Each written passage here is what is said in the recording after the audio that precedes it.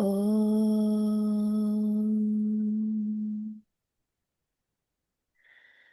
Om.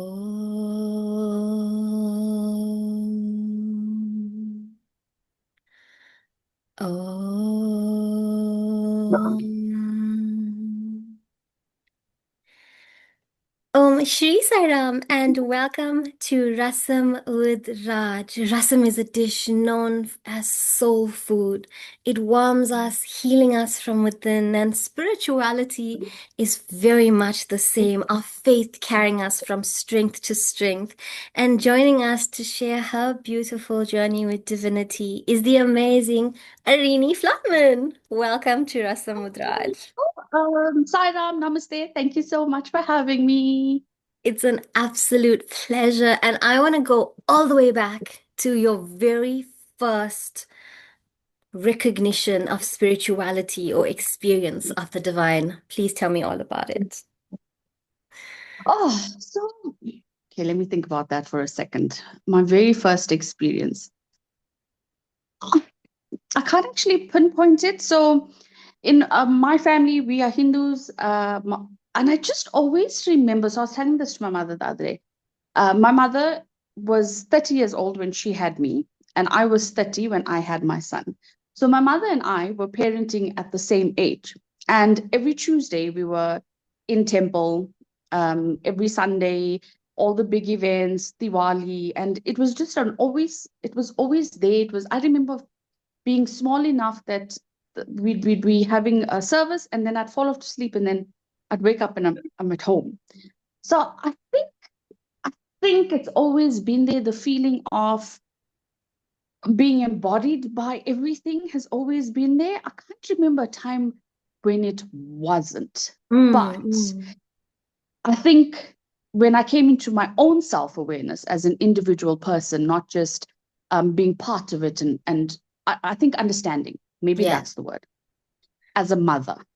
As a Mm. mother. So I remember being intentful and I remember praying and I remember my mother and father always teaching me how to pray. And you'd pray for each other, right? Mata Pita. Pray for your family. But when my son was born, it was just like a different relationship that I had. And even with my husband, it was just I just remember this connection when I was lighting my lamp one day and I was like, yeah, here's everything I have. Everything I have, give it to my child, give it to my son. And I almost felt something back. I felt I gave and I felt like a receiving. And I was like, okay, we got this. We got this. It was a It's a significant conversation moment. now. And I was fortunate enough that I felt it in the moment. Yeah. So that was probably a defining moment for me.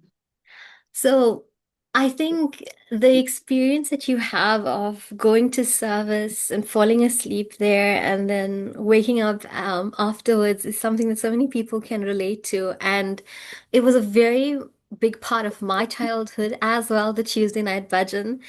And to be fair, I was still falling asleep in matric at the bhajan because it's so peaceful and there's such positive vibration being generated there.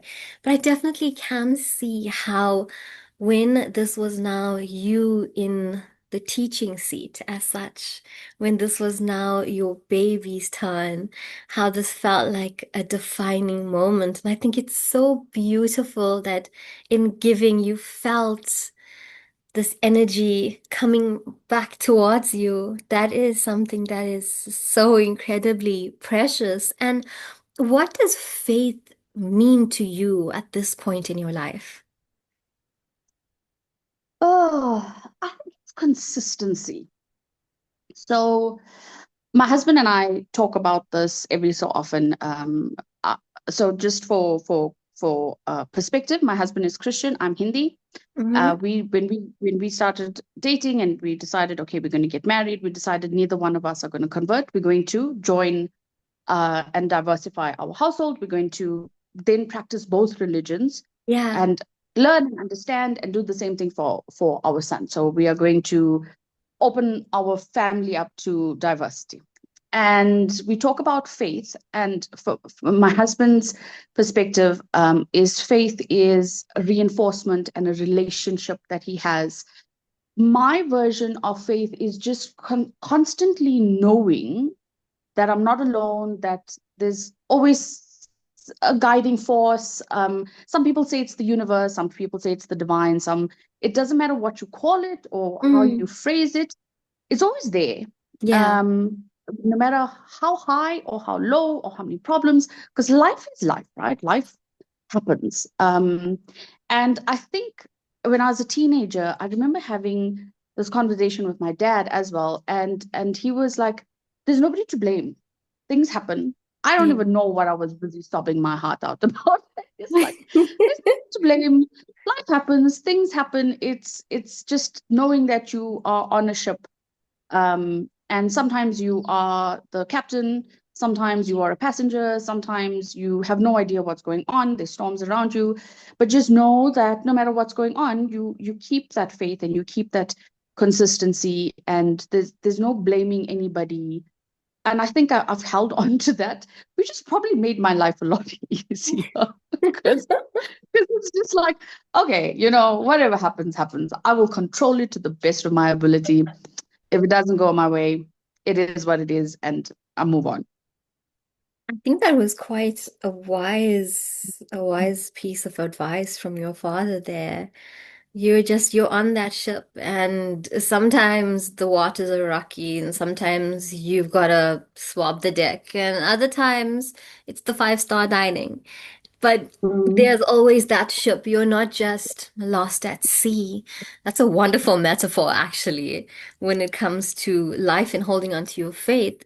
I do think that what you and your husband chose to do is something that more people should do.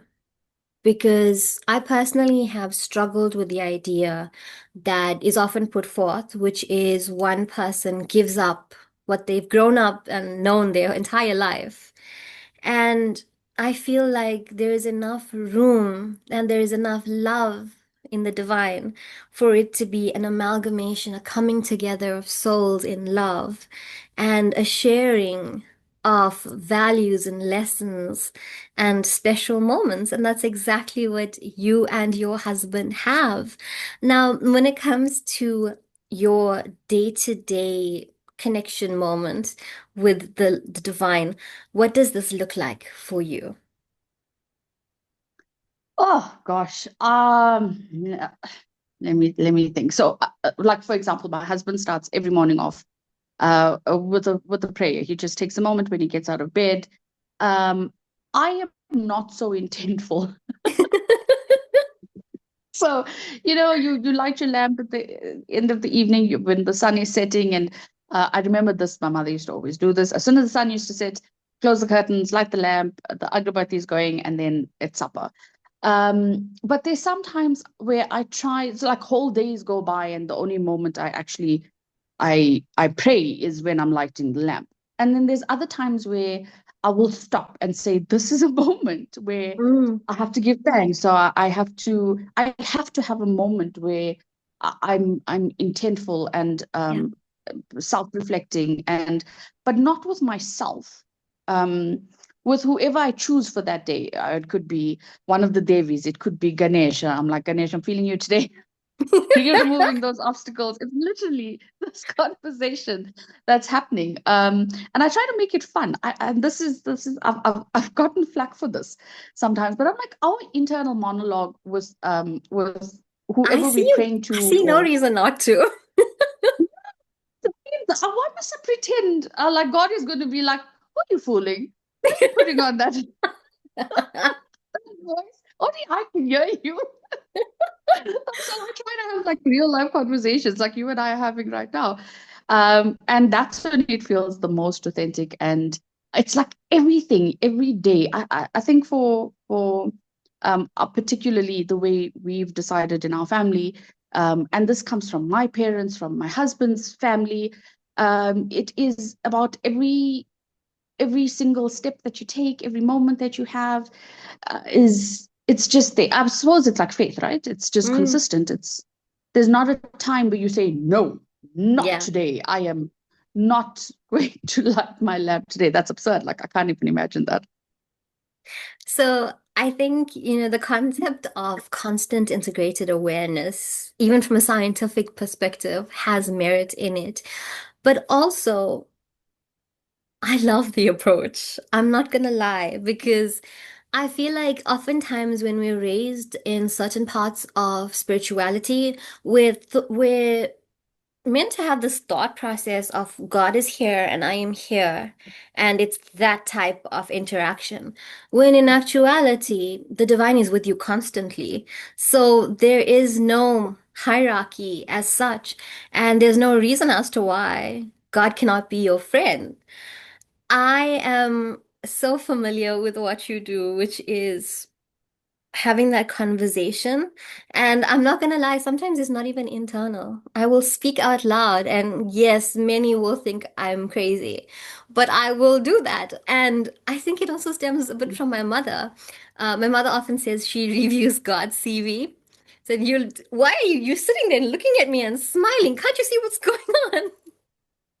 And I think what that really tells us is whether you're taking that time to touch base each day at a lamp or you're having these conversations, there's no wrong way to connect. There's some benefit, there's some method for absolutely everyone, whether it is like your husband getting out of bed and taking that moment and centering himself, or you at the end of the day, or having this moment and being like, take this obstacle already. It's all good. And that's one of the most amazing things about the divine, because as people, we are faulty, but the divine is not. And we're free to have this friendship and conversation. And have there been these moments in your life where you have felt, yes, this is undoubtedly a sign from above? Okay, firstly, your mom is my hero. I love the way we just that one thing. I was like, ah, she's my hero. Um, okay, so I'm trying to think of example. Just phrase that question again for me, please. So, have there been times in your life where you felt like, yep, I can see that. That's undoubtedly, I cannot deny that that was the divine at play. Um, there are so many times I'm trying to think of a specific You a can tell me moment. all of them. I don't mind. I think you and I could literally talk for days. So let me So in our family are big animal people, right? We love Mm, animals. We firmly believe that animals are not just here as pets, they're companions, and we just big animal people. And I used to have this dog. It was one of these little pavement specials. She was scruffy and she had two different color eyes, and she was just she was I used to just love her to bits. And for as long as I remember, she was there with me. And there was nobody at home. I was young, maybe 10 or 11. My mother had gone to the neighbor's house, and I was at home. And my her name was Jackie. She was pregnant and she was having puppies, and we were trying to estimate, when she would have it. And she was crying and whining, and she kept on calling for me, and I don't know what to do. And I got outside, and she was decided that she was going to nest and give birth under the car. So I crawl under the car, of right? course you did. And I'm crawl under the car, and I've got like a blanket, and I've got water. Clearly watching too many Hollywood movies, right? Don't know what I'm gonna do, but I can see she's struggling. She's really, really struggling, and she's panting. And so this is something that, and you probably, I've got so many stories about this, but when you were scared, I remember my mother used to always say, chant, pray, Mm, chant, and that fear will bypass so quickly that you can then think on what yeah. to do to solve the fear. And as a child, you just need a solution, right? You need something to help you pass through that fear. So I was chanting. I don't even know what. Om Namah Shivaya, something. And she's heaving, and I'm like, okay, somebody needs to help me here. And I help her birth the first puppy. which was breech. And I didn't know Oh. this at the time. I was struggling, and I helped her tear the bag out. And then the next, there were three more puppies that came out, and we cleaned, and she was fine, and they were feeding. And I was covered in like this muck. And then and I'm like, okay, now we're on the grass, we're under the car, I need to move her to a kennel. So slowly, one at a time, she lets me take her little puppies. And my mother comes in and she's like, is going on? I'm like, Mom, I did what you did. I prayed with Jackie and she had her puppies. I swear to God, in that moment, I was like, there was nothing that could get, I don't know, 10, 11, 12, however old I was. And my mother was like, yeah, yeah, this is, you asked for help and you got it from whoever you prayed to. I was like, I don't even know who I prayed to, but I felt it in my bones. And my puppies felt it, and Jackie felt it. And when I used to tell the story when I was older, my sisters were like, yeah, well, we can see it because I used to literally, they used to tell me I used to live in the kennel with my dogs. And if ever God was going to help me, it was to keep my childhood belief that Yeah. together we could do anything to save one of our animals. And it's funny, but it also like it means so much. Like you think about it, so many things could have gone wrong. Yeah, no, definitely. But I mean, this is what is so special about the faith of a child, right? Is that it is pure, it is unshakable, and it's undeniable. In that moment, you felt like, I'm going to turn to God. It was an automatic thing for you because here you are, and I'm visualizing childhood Arini underneath this car.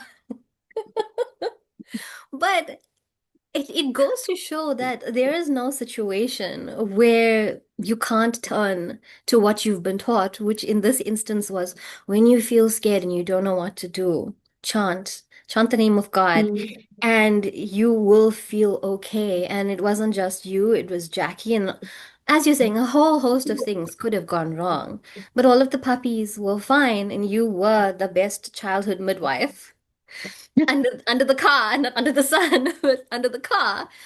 And it also shows that our spiritual journey is not only in human birth. And I think that's also really special because when we chant the repetition of the name of the divine, it brings about positive energy, and that would have soothed Jackie. It would have given her puppies comfort in that moment. And it gave you the wisdom to be able to guide her through this.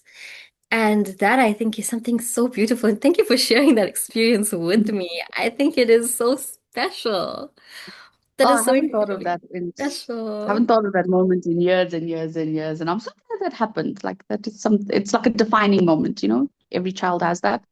And I think as a child, if you'd called on God and not felt heard, that could have impacted how you felt going forward for the rest of your life. Because if you felt that God was not there when you cried out, how would you believe?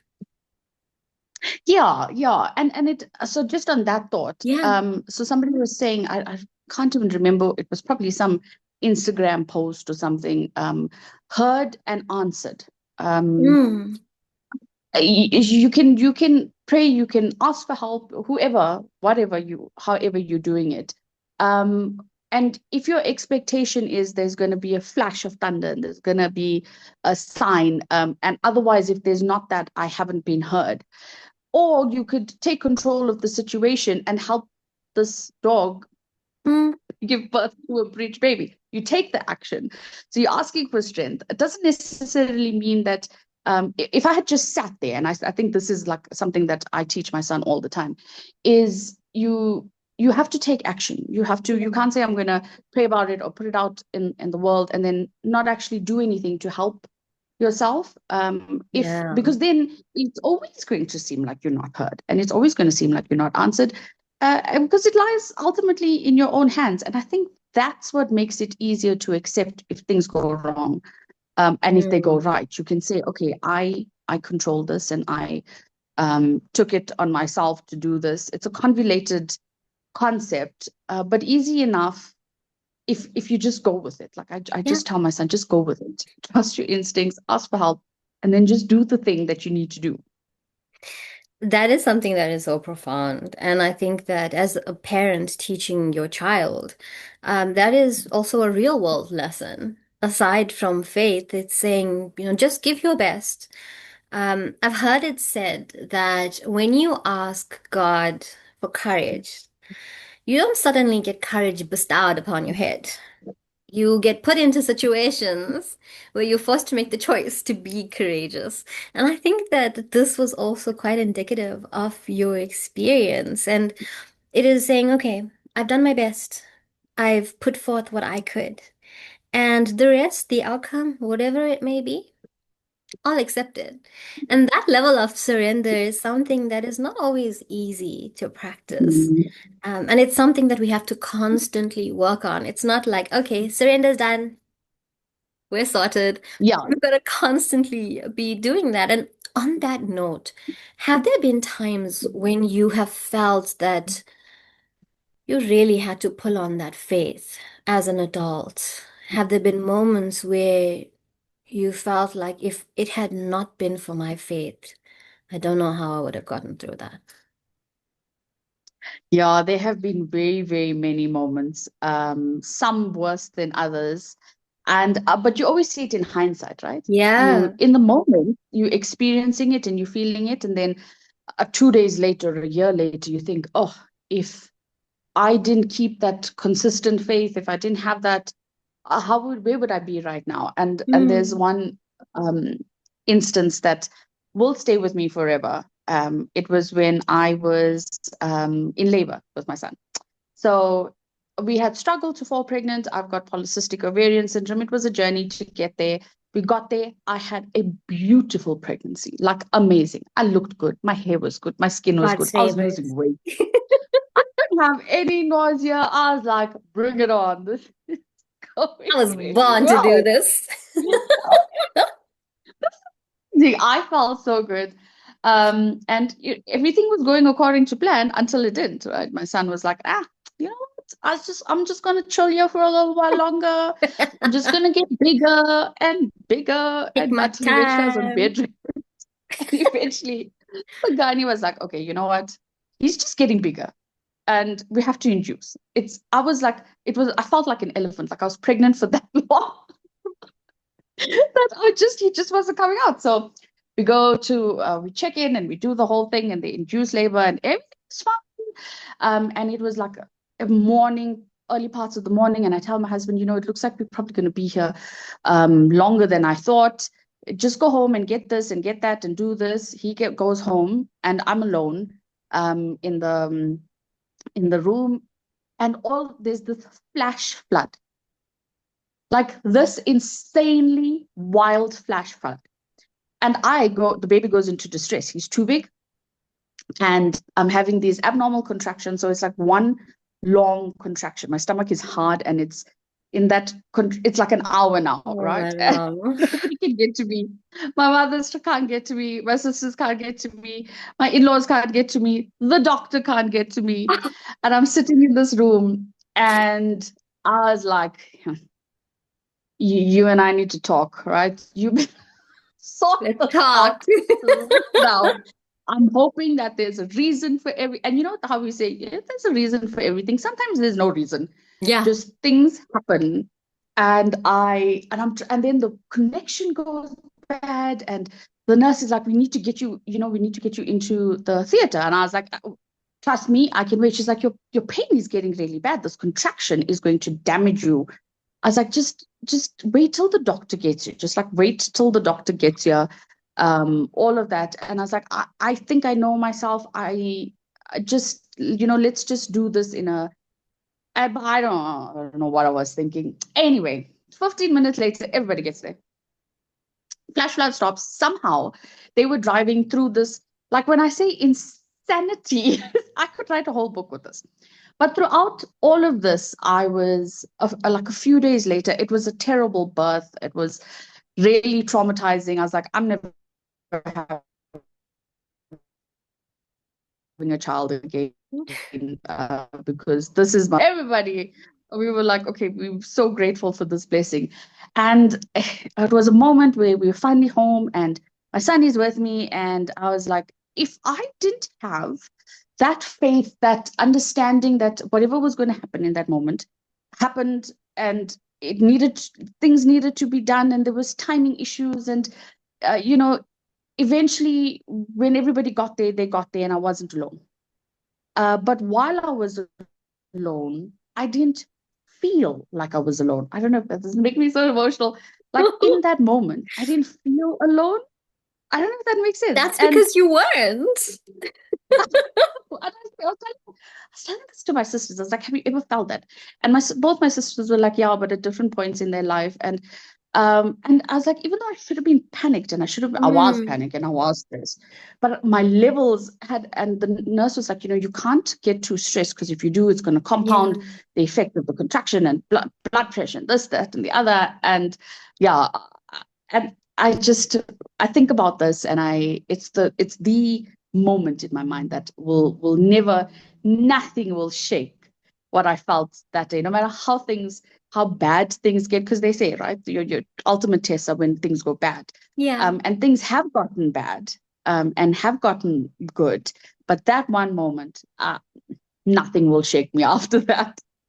I think it was, a trajectory of when you were the midwife to when you had the mother of the universe in there in labor and delivery with you, Arini. And that is such a beautiful experience. And again, that faith, that belief that it's gonna be Yeah. okay, that it's going to work out, and that everyone will get there. And sometimes it's when we're not surrounded by the others that we usually lean on, that we realize that yes, we can lean on the divine. That's our bestie, like they've Mhm. got us. And I mean, these experiences are so precious, and I absolutely adore your approach to spirituality and faith. And I do want to ask if there is anyone that's watching that feels like it's a bit of a struggle right now to hold on to their faith,